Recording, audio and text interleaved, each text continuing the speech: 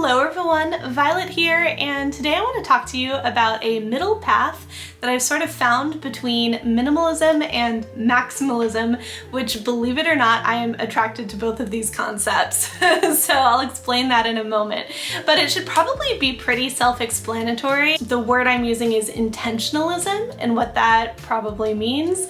And I'm sure that this is not a word that I've at all invented, but in terms of applying it to the concepts of being intentional about what you have in your life and what you surround yourself with, it feels like a really appropriate word to use, and it's been really helpful for me to think about. So I have been attracted to the concept of minimalism for quite a long time. It seems like something that reduces a whole lot of stress. It literally lightens your load. It makes it easier to clean. Everything is, very simple. And when I look at images and videos of minimalist lifestyles, I just feel a sense of calm and it looks beautiful, very aesthetically stunning. But it's interesting because when I've actually tried to apply that concept in my life, I find myself having trouble doing it. Now, intentionalism, I think that some people could in some ways consider this minimalism because it takes away, extra clutter, maybe meaningless clutter and that sort of thing. But I think that if anyone were to walk into my house, it would be very clear that I and my husband, we're not minimalists, it doesn't have that feel at all. We are very creative people, so we have tons of projects and lots of supplies for different types of creative projects. And, there comes a point where having a lot of stuff can actually, it depends what kind of stuff, but it can spark creativity because you have things on hand and you have things that can go together. And whenever I overly simplify, there's a point that it gets to where it isn't just for peace of mind, it becomes sort of anxiety inducing, and then I'm like, oh, do I have everything that I need to be able to do X, Y, and Z? So I found that as a creative person, actually being surrounded by things that inspire me or remind me of memories and other projects that I've worked on in the past has been very, very helpful. So then on the other hand, I was kind of inspired by this idea of maximalism, which I was seeing on Kelly Ann Maddox's channel. And oh my gosh, she has the most incredible setups of art pieces and interesting jewelry and things that she's picked up, and altar spaces mixed with creative spaces, and oh my gosh, bookshelves with all the books, you know what I mean? Just being surrounded by everything that is of interest to you, and just having things on hand to pull from. So there also comes a point with that though, where if I have too much stuff, I don't even know where to start. I don't know where to enter it.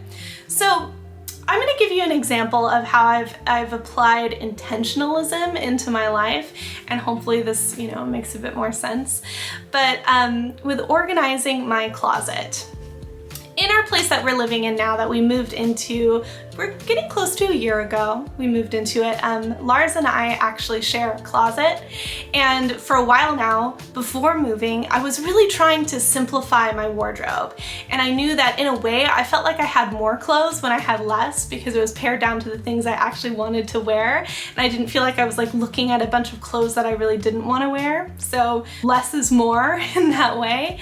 But I could never quite get it just right. I would think about it in terms of, oh, I want only this many types of this item. And it would just be a random number or a number that I found, this is an ideal wardrobe. Or I would think about okay, perhaps I have this many outfits for colder months, this many for warmer, and that sort of a thing. And I would try to kind of put these restrictions on myself and create the perfect wardrobe that just remained within those restrictions.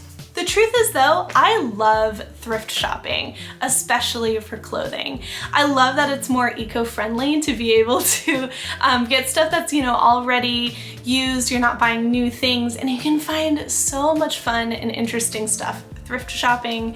So once I, really maxed out the confines of whatever my rules were, I felt sort of restricted, oh, I can't can't get this thing, or I shouldn't, or then I'd make myself feel guilty. And it was kind of like, where are these rules coming from?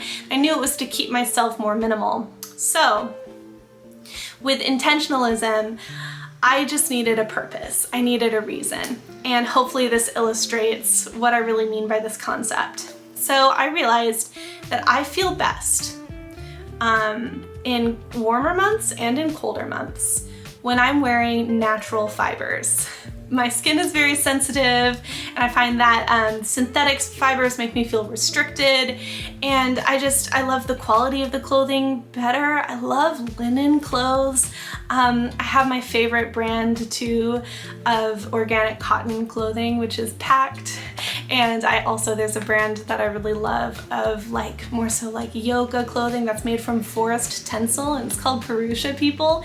And those are if I'm, really treating myself to something new, something that, for example, a yoga outfit, I might wear a ton and I want it to be really high quality, and maybe I'm willing to get that new. Those are some examples of some brands that I might go to instead of thrift shopping, but otherwise, having the restriction, which this is what I decided to put on myself, the restriction of natural fibers. Going through my closet and just letting myself get rid of the stuff that was synthetic. It's stuff that honestly, I didn't feel good in my skin wearing quite as much. So even though I might like the look of something, it was more so about the feeling for me. And then having those sorts of rules when I go to a thrift shop, I'm not overwhelmed with a million possibilities of fun outfits that I could make and then think oh, well, what do I really need? It's okay, I look at this, I look at the tag, and if it's made from cotton, linen, I'm okay with getting used wool. Tencel modal I think is better. I sort of avoid some of the synthetic, the stuff that might be more natural, but it uses really harsh chemicals. So an example of that is viscose, I think. It might have another name and I will put it here.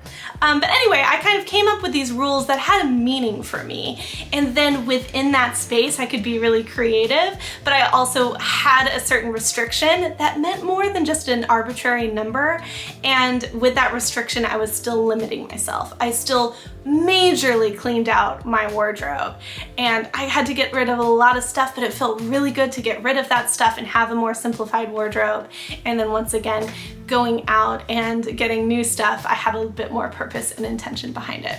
So hopefully this makes sense to you. Let me know what you think, and I hope that you enjoyed this video. Please like and subscribe, and I will see you next time. Bye.